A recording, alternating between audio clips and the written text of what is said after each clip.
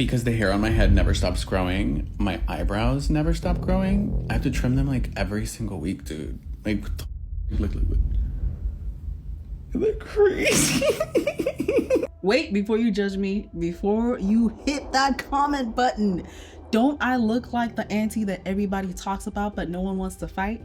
Don't I?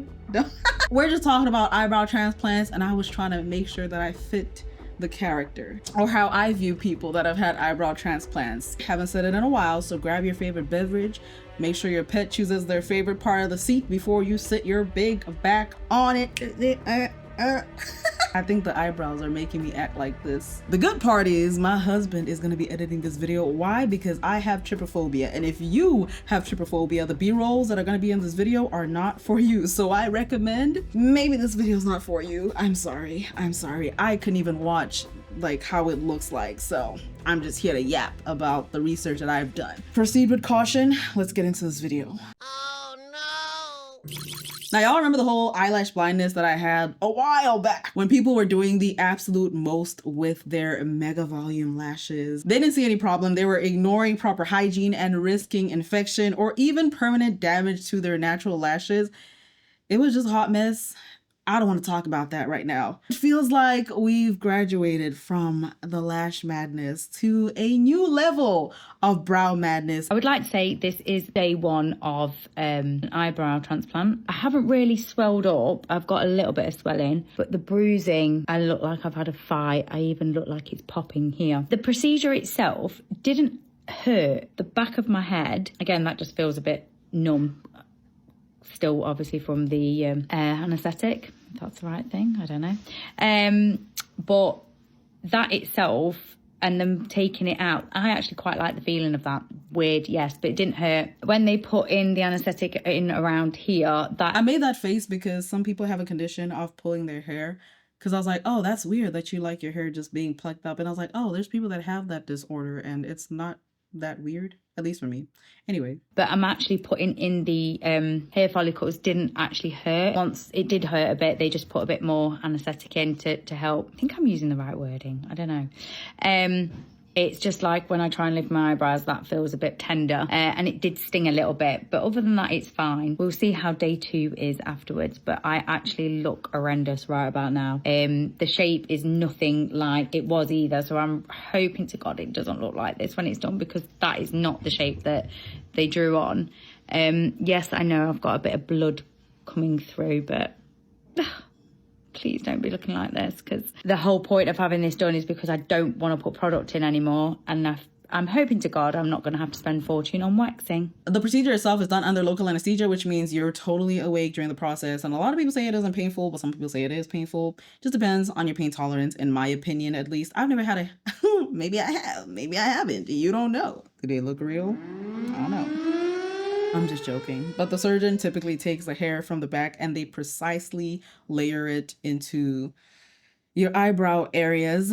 They have to pay attention to the density and the natural angulation of your existing brow hairs. Otherwise, we all know how crazy you would look if your hairs were going every which direction. Before I talk about the benefits, let's get into another video. I'm about to do something crazy. My first surgery on my face. I'm gonna go do an eyebrow transplant. Yes, my eyebrows, I always have to fill them in. I don't like how far apart they are. Okay, I'm here at Dr. Dower's office and he has now penciled them in before the procedure. The doctor himself is gonna come and hand cut every single one of the hairs that he's gonna implant. Okay, first part is done. They took away the hair from the back of my head. I look like a crazy person. This is halfway with just one side almost done. Is immediately after. I am swollen all around. I am bruised around my eyes and all inside. I look like in the movie Avatar. Other than that, I'm okay. I feel fine. I didn't wash my hair yet. I can wash it today. And I'm not allowed to walk. I'm not allowed to exercise at all, get my heart rate up. Definitely my most swollen day. I really look like Avatar now. I'm swollen everywhere. I'm bruised. I think this is going to be the worst day. even though I look like someone beat me up. So happy with how my brows look so far. I don't know if you guys realize, my brows used to start like here, and it's such a difference. And I still haven't even washed them. I'm not allowed to touch them for a whole week. I put a little bit of concealer, but more or less I am healed. I still haven't been able to wash my eyebrows yet, but I love them. I'm gonna go see the doctor today, and I am beyond thrilled. This is easily the best investment of my life. I'm here in Dr. Dower's office. He did my incredible eyebrows. I'm gonna ask him to tell me 3 things you guys need to know. Number one, the hair, the donor hair is coming from your scalp. So whatever the color and character is of your scalp hair, I'm moving it to your eyebrows. You got to know that. You're going to have to trim them because they're going to grow like eyebrow hair. Number two, make sure whatever physician you choose for your eyebrow transplant has hundreds of results that look natural to you. Not a couple, but hundreds. If that doctor's been doing eyebrow transplants for a long time, they have hundreds of results to show you that look natural. Also, ideally, you want your eyebrow transplant surgeon to be placing every hair themselves. Number three, no 2 eyebrows are identical, even on the same person. Eyebrows are sisters that look alike, not identical twins. Whatever was supposed to fall fell. This is what I'm left with, and the rest will grow back within the next few months. I think I'm one of the fortunate ones because I would say 80% has stayed. As you can see, the fullness is still there. Maybe here I have a little bit less, but so thrilled with the results. Like, I get comments now on my TikToks, what have you changed? And it's the eyebrows. The eyebrows have changed my whole face. Now for the benefits. For as much as I'm not for cosmetic surgery, the last thing I want you to do is to get trapped with people that aren't going to do the job like they're supposed to. Now, I'll say it myself, there are definitely some compelling reasons why this procedure has gained so much traction. First and foremost, the biggest draw for many people is the promise of natural looking eyebrows. Permanent natural looking eyebrows, because the procedure uses your own hair follicles like the doctor was saying, and so it is as naturally blended, for as long as you get the right person, as possible. And beyond just convenience, an eyebrow transplant can genuinely enhance your facial features. I mean, we saw the lady, her eyebrows were here and then she started looking different. She had fuller eyebrows, her framing of the face was improving, and all of that good stuff. All right, now I'm gonna get into the most important part. It gets a little dark, so listen up. Just like with any other procedure, there are risks and potential complications with eyebrow transplants, and you need to be fully aware of these before you even think about putting your money down for it. One of the most common concerns with any surgery is always going to be infections. Now, although it's rare, it can always happen, all right? Especially if the clinic isn't adhering to strict safety and sanitary standards. Symptoms of an eyebrow transplant infection can include swelling, oozing, pussing, ew, or even bleeding. Not what that lady was experiencing. She just got out of surgery. So if you ever suspect an infection, bleeding, oozing, pussing after your procedure, make sure that you contact your surgeon immediately. Then there's also risk of transplant rejection, which is common if artificial hair grafts are used. Another reason why using your own hair is generally the way to go if you want to have a successful eyebrow transplant. That's crazy that I even have to say eyebrow transplant. Technology. It's getting innovative. Another thing before we move into the next video is scarring. Although rare as well, scarring can sometimes resemble chickenpox, yeah, or even acne scar. That is why it is very important that you vet your surgeon. That is a non-negotiable. Even I, as a non-medical professional, will tell you that. Make sure you vet. And I'm sure we'll end up getting some eyebrow transplant texts here in a bit, but I hope not. I really hope not, because I would hate to make a video about you. And speaking of vetting, a huge risk that I saw when I was reading the articles that I was reading is coming from incorrect diagnosis or a lack of patient suitability. Not everybody is a good candidate for eyebrow transplant. For example, if you have a condition like alopecia, your eyebrows might actually regrow spontaneously on their own. And so it's like double layers of hair, and it's not a good look, because also the hairs are from your head, so they're naturally going to grow longer, and now you got to trim and deal with all of that. Other conditions are the disorder where you're pulling your own hair, is I think it's trichotillomania, something.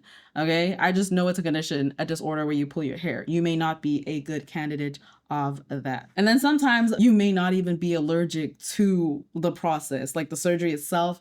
You may just be allergic to the anesthesia or even the medications used during surgery. This all ties back to everything we've talked about ever is dangers of cutting corners with cosmetic procedures. Remember that the scam artists or the unlicensed professionals doing lip fillers, the ones doing veneers, all of that, this is no different. If you choose to go to somebody who is unlicensed or unqualified to save a few bucks, you are risking severe complications like infections, permanent scarring, nerve damage, and maybe even worse, completely botched results that could require even more painful and expensive revision surgeries, more money, more time wasted. If you would have just coughed up a couple of bucks more, you'll be good. I tell everybody I come across, life's already tough. The last thing you need is to suffer for beauty in a spa. Okay? We're gonna move on to more story times. 2 months ago now, since I got my eyebrow transplant, lost literally most of my hair that were transplanted. I know it's normal, I have to be super patient, but it's not easy at all. I'm wearing a little bit of makeup now, especially like at the starts of my brows, because basically the hair completely fell, so I have holes now, which is totally normal again. But like I know the second and the third months post-op are actually the trickiest. Like, I'm not a doctor, but I'm still gonna say this just because of common sense. But I think waiting to put makeup on is okay. You'll be fine. I know they're falling off and there's like holes and stuff, but I'm sure they're not that bad if the procedure was done right. You know, it's okay to wait a couple of days than risk infection. It's been over a year now. So let's answer some of these questions. So I did not have to remove my old microblading. I actually currently have a little bit on still. It's faded a ton because the last time I got it done was maybe like 4 years ago. The doctor at MD Hair Labs is the one that did mine, suggested to keep it on, so he kind of had an outline of how I wanted my eyebrows. I currently am looking into getting it removed because I would like them to look a little bit more natural, even though I love how they turned out as far as the hair goes. But the pigment underneath has kind of turned a little bit of a different color, so I have to go in with like an eyebrow pencil and just make sure that color is not so ashy looking.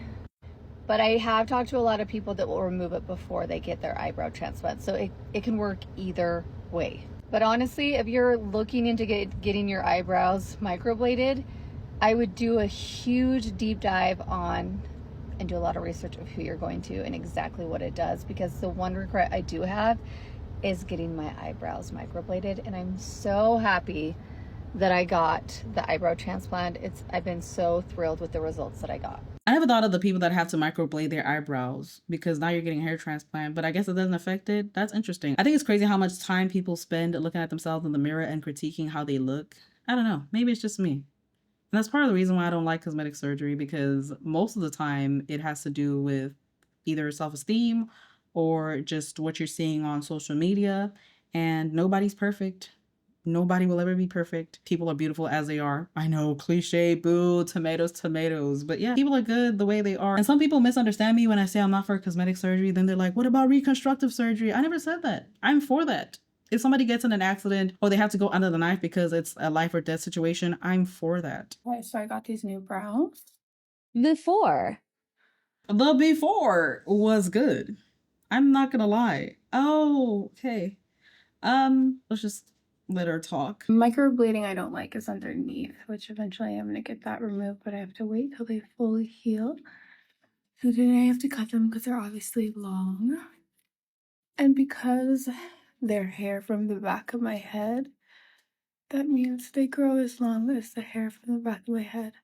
So if I ever get into a coma, they will grow like forever. So if you're watching this, just make sure to come cut my eyebrows. I also have to train them with a headband to make sure that they grow in the right direction, which takes like about a year. Seems worth it. So you go from not absolutely no hair. You go from, decent eyebrows that grow slower to hair that grows as fast as your head. Now you got to make sure you're trimming all the time. Hold on. Slow brain. It just clicked. You're supposed to be saving time by not putting on freaking pencils to make your lashes more fuller. But now you're spending time. Let me cook. Plucking the eyebrows and making sure it's the shape that you want. But you also have microblading. Let me finish cooking. The food's almost ready. And you want it removed.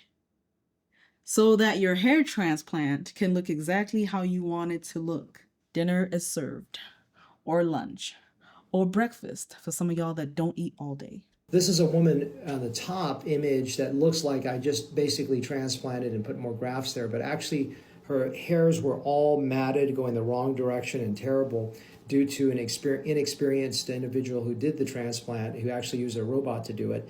And it just looked really, really bad. So the best way to understand this is when the grafts are way off, there's no way that you can camouflage it. The trick is to do either electrolysis or laser hair removal, get rid of all the grafts and start from scratch. And that's essentially what I did for her. She didn't want super thick eyebrows. She just wanted the previous work corrected. And that's what she's got here. From my unexperienced advice and just going on a little deep dive of reading articles, I will say, if your surgeon is going to use a robot, please get up and leave. This procedure, my own opinion, needs manual labor. Manual labor. Individually putting the freaking hairs and seeing the shape and do it again. If your doctor is just slapping you on the freaking board and letting a robot take over, I would not recommend, at least not now. Maybe in the future it'll advance, but right now it's going to be the biggest mistake you ever have to do. And then you're going to have to be that lady coughing up more money because of an inexperienced freaking surgeon. Don't do it ever. To an extent, yes, it was painful, but the procedure itself, you don't feel anything. They completely freeze you, but that's the painful part. Like when they're freezing you, they use just like a local anesthetic and they do some needles right here and around your eyebrows and the back of your head where they take some of the follicles from. But I've had a lot of work done to my eyebrows between like microblading and then trying to get the microblading removed. So I feel like I have a pretty high pain tolerance when it comes to it. And I will say that the most painful part was when they did the freezing right above my eyebrows, because they essentially put needles in, like pretty long needles, like at least 3 inches across, and then like push the anesthetic or whatever into you while they're pulling it out. That made me cry for sure.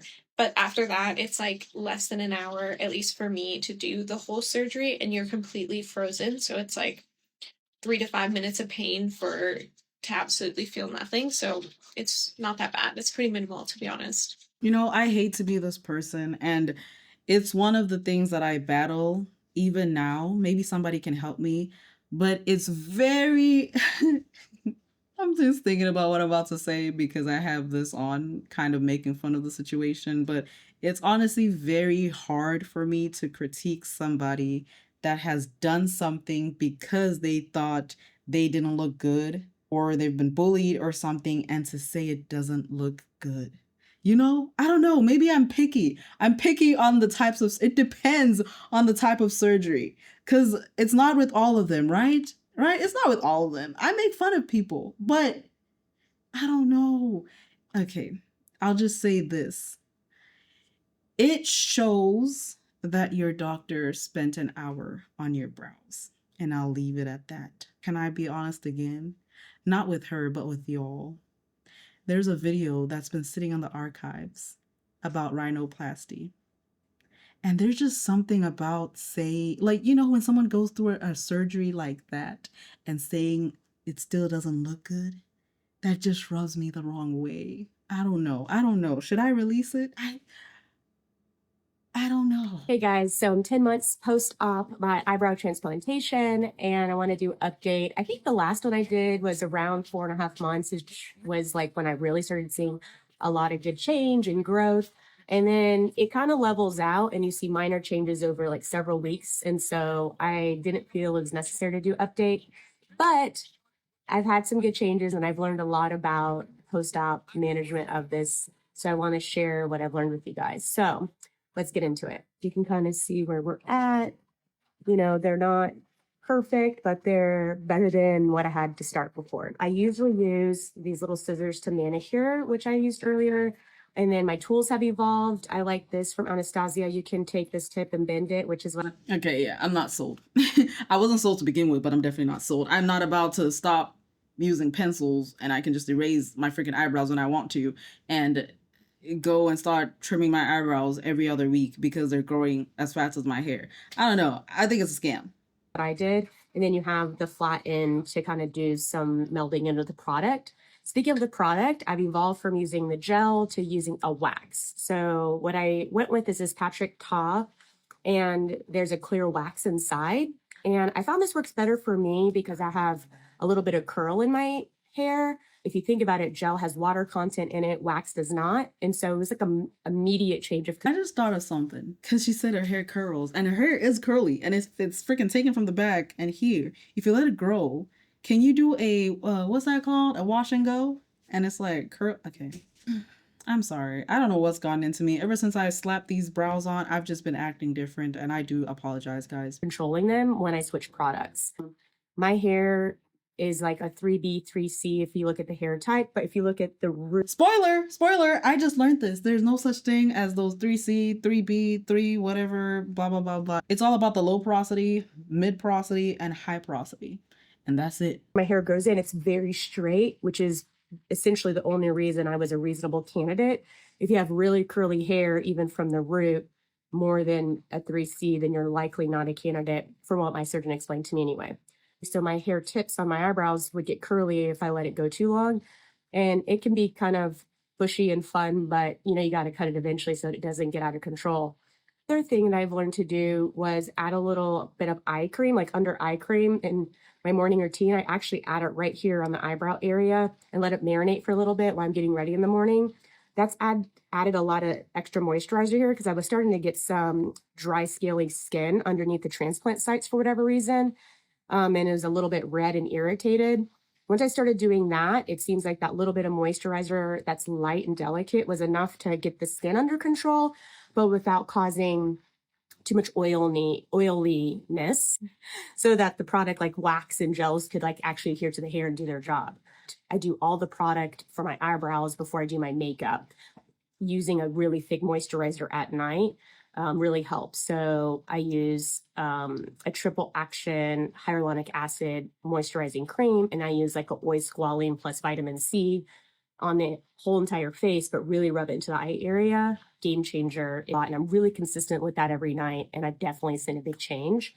So it's been really fun to share everything with you guys, but shoot me any questions you might have other than cost. I find cost of anything in life to be kind of personal. So you can drop that question if you want, but I'm not going to answer it. All right. You know, I was going to say I don't have time to put on the moisturizers like she's doing, but it all comes down to just prioritizing. I don't have time to prioritize my eyebrows that much. As y'all can see, they're natural. I don't have to touch them. Y'all see them, right? Yeah, I know some of y'all are jealous. It's okay. It's okay. Everybody that has been on here has been beautiful and amazing and shared their own experiences, and the results vary. Some of y'all aren't great oh man, that laugh was that. I'm sorry. I didn't mention the cost, and I completely understand it, but I'll tell you the cost start from $4,999, $5,000, and they go up depending on the number of grafts you need to achieve to get your desired look.